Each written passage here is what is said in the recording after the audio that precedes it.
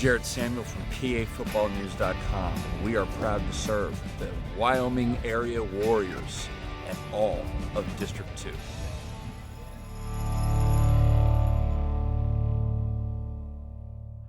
Here's a District 2 3A matchup. This is Scranton Prep coming in at 5-5, and they are visiting the 9-1 Wyoming area Warriors as they take the field. This one looked to be a pretty good matchup. Let's get it on. At the beginning of this game, this was a battle of who can have the best run-stop defense. Here's Wyoming area stopping Will McPartland for a short gain on the keeper. Then the pitch to Noah Criswick, and they got to him immediately. That was like no gain on that play. McPartland drops back, and then it's a covered sack. So Wyoming area defense came up big early. But the Prep defense also came up big early.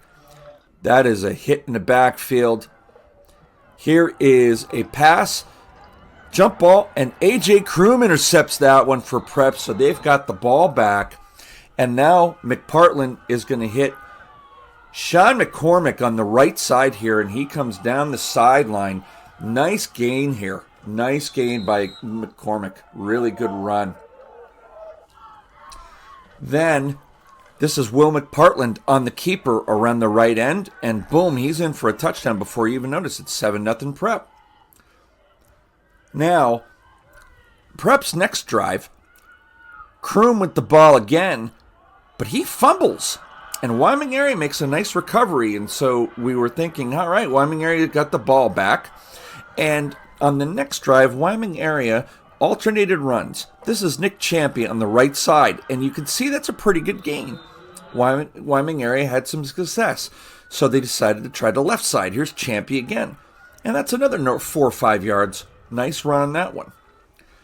Now, they alternate again, and Champy busts through. And he gets into the secondary again on a nice run. But I'm going to tell you, this drive stalled. Here's a screen from McPartland to McPartland. The McPartland connection. That's McWill to Braden. Braden goes down the sideline, and he is knocked out of bounds at the 19-yard line. And that set up this eventually. Here's Will McPartland, and he takes the snap. And this is a designed run keeper around the right side, and nobody's going to get him. He is in for the touchdown. That's 14-0 in the second quarter for Scranton Prep. On the ensuing kickoff, this is a live ball, and nobody touches for Wyoming area except, whoa, there's Brandon Farmer with the big recovery. Prep gets the ball back immediately. Huge play by that young man. And on the next play, here's Noah Criswick around the left side and into the end zone for a touchdown. That's 21-0 Prep in the second quarter. Next drive for Scranton Prep, they get the ball back again. Watch this individual effort on this play. It's a pass play. McPartland drops back, looks down the left sideline for Kroom, and Kopechny on a tipped ball gets his leg down, and that is a catch. That's an interception by Wyoming area. What a great play. However, that drive stalled. Back to Prep. A.J. Kroom on the pass breaks like 3 tackles there, and he's into the end zone. That's a 22-yard reception. 28-0 Scranton Prep at halftime. That's a picture of Cheryl. It was a windy, cold night. Getting pictures down there at that end. Great job by her. Now we're in the third quarter. Here comes the Prep again to try to salt this one away. Anthony Prince around the left side. 5-yard run. 35-0. Mercy rule is on. And to end this game, this is the fourth quarter. Prince again around the right side. Wow, he just broke that run and he's gone. That's a touchdown. 42-0 Prep with your final. And Prep with a really dominant effort tonight over Wyoming area. They will now go on and head down to Berwick, the football mecca, next week to play the 11-0 Berwick Bulldogs. By the way, do or die time here. And, well, I think we got a football game to do, so let's do it. Delaware Valley makes the big trek down to Pittston. They are ready to go. And Pittston, well, when you have a home game and you don't have them as often as everybody else, you take advantage. And boy, were they hype for this one. You know, it was Halloween, like I said. They still showed up. And speaking of showing up, what you are hearing right now is the PA system cut out in the middle of the national anthem when they were playing it. And the student section quite literally showed up and started singing. Didn't miss a beat at all. So isn't that neat? I love it. Way to go, Pittston area pep squad. All right, time for football. Here is the opening kick. They're going to kick it to one of the most dangerous people you could possibly kick it to, Lucas Lepresto. Look at, makes a couple men miss, gets around, and look at that. If it weren't for that weird tackle, we are quite literally looking at a touchdown off the bat. But it wasn't. But look, he's under center. This is a little interesting, isn't it? Yeah, it was a little interesting. And it also was not great of a drive for Pittston. And they turned the ball over on that first drive. Delaware Valley, however, they get the ball back. But Pittston's defense did not bend or break. Look at this. Right down, and down goes McGarvey. And Pittston defense came on pretty darn quick. And they did not let off the gas pedal at all, by the way. Pittston area gets the ball in interesting territory. And what do you do when you do that? You run Brody Sprindler. Why not? But here's also a very big run. This is Ferrantino, and you need to tuck that name in the back pocket, because Ferrantino comes into play. After this gigantic throw, it was 0-0 at the end of the first quarter. And guess what happens? Well, you do the math here. Pittston area's moving. Delaware Valley's back on their heels. All right, giving you a second. Giving you a second. What do you think's going to happen? Boom. Here's Brody Spindler. Boom, inside the 15. And they continue to move. Here's another one. Right into the end zone. Touchdown Pittston area. And although the PAT was blocked, it is 6-0. That is Ferrantino. Like I said, make sure that you tuck that name in the pocket. Fans are loving it. Delaware Valley gets the ball. Not a lot of time left. And that's not something you want to do. Pittston area gets the ball back. However, they do kind of stall out and give the ball back to Delaware Valley. Delaware Valley is moving. It's 6-0. Half is running out. What does Delaware Valley do? Move the ball forward. Great pass by McGarvey. And look at this. Inside the 5 down to the 2-yard line. What happened there? I'll tell you what happened. A touchdown. Mike Isolino. Hey, welcome to Con Air. The Delaware Valley Warriors are up 7-6. And that is halftime. Second half action. Back to it. And let me tell you something. It was interesting, but there wasn't any more scoring in this game. Let me show you how this unfolded. Pittston area had a lot of great plays, but a lot of flags. And it was on both sides. I'm not just saying it was just on Pittston area. Both sides were sloppy, but they kept trading back and forth as far as going 3 and out or going really far and then stalling. Let me tell you something, though. Pittston area had a chance. They were moving. And, okay, this play didn't go great. It's 4th and 3 with about 2-ish minutes to go. And they chose to free kick it.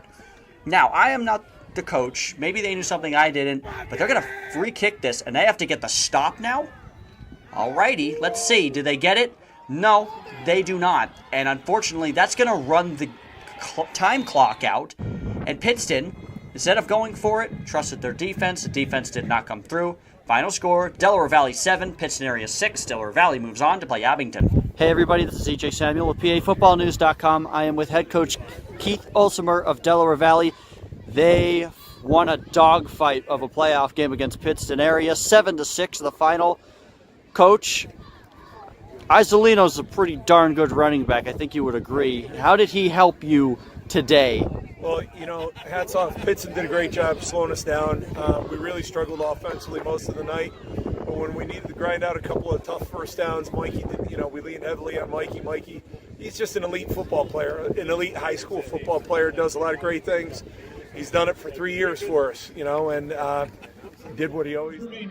Let's head down to Berwick as the undefeated Bulldogs host Hanover area. Here's Tymir Wilkerson. He just set the single-season school rushing record with 3 seconds left in the first quarter. It's 6-3 Bulldogs. Tymir Wilkerson, we're going to hear his name a lot tonight, and a lot of records broken. This is his second touchdown of the game. Hanover area is down 15-3 now to the Berwick Bulldogs.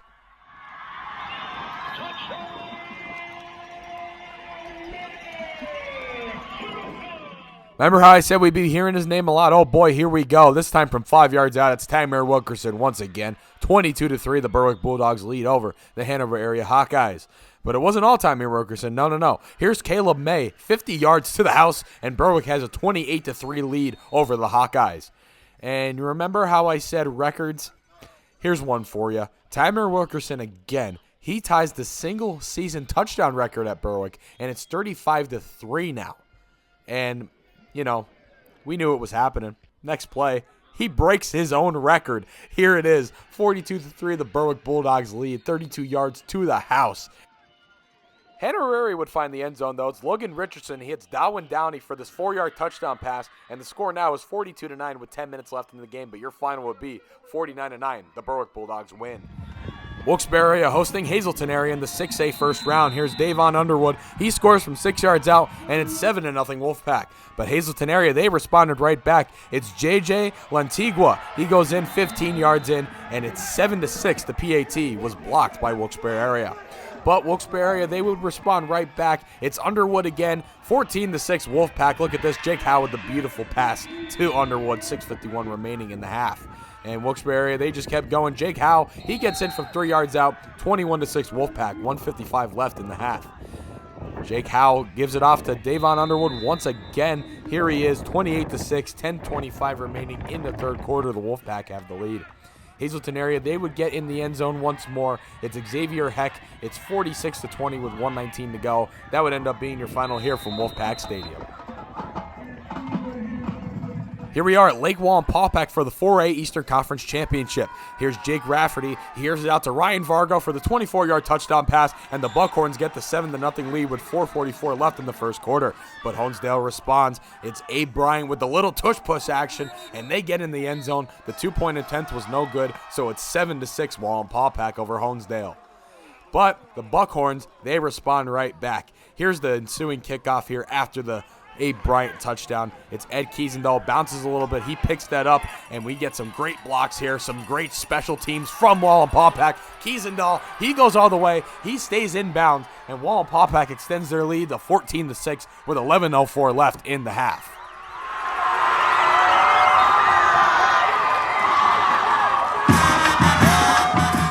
But the Honesdale Hornets, they responded right back. Abe Bryant again, he airs out this 25-yard touchdown pass to Zachary Meager, and another 2-point attempt was no good for the Hornets, so it's 14-12 Paupack, 6:41 left till half. Let's head to the third quarter here. It's Mr. Jake Rafferty, the quarterback. 15-yard run, touchdown Buckhorns. A 2-point attempt was no good, so it's 26-12 with 1:32 left in the quarter. Here's Logan Caruso. He got a lot of yards tonight, and here's a touchdown for him. Paupack gets the huge lead, 40-12 with 9:26 left in the game.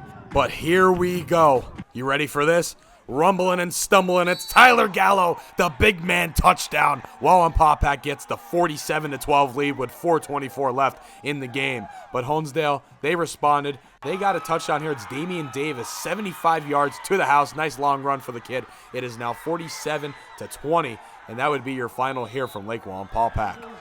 Damian Davis carries for 75 yards.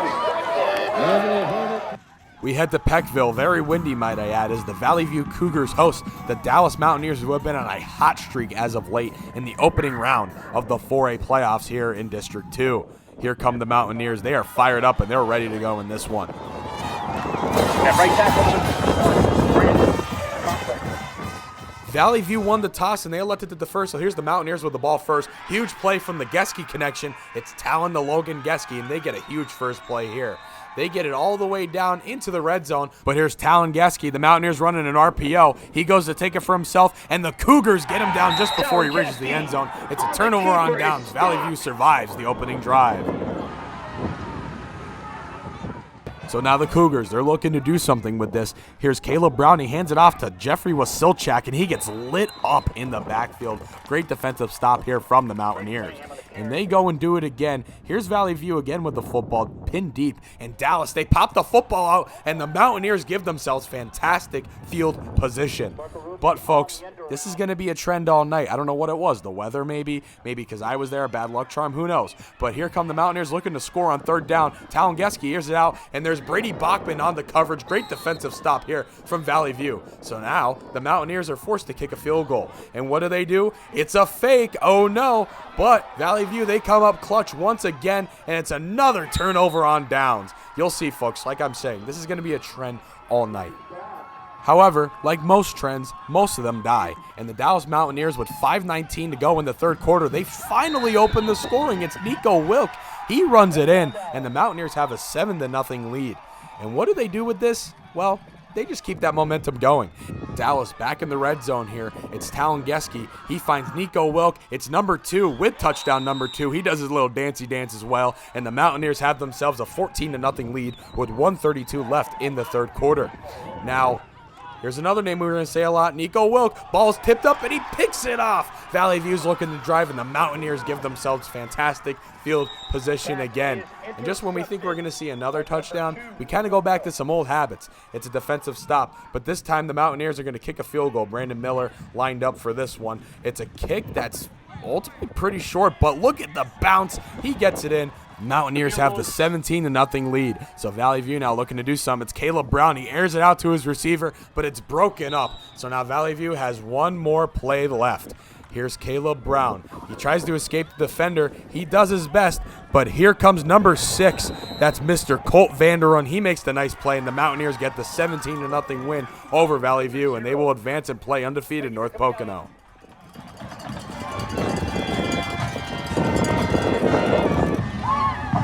From PAFootballNews.com and TJ Productions, and we're proud to serve the Wallen Paw Pack Buckhorns and all of District 2.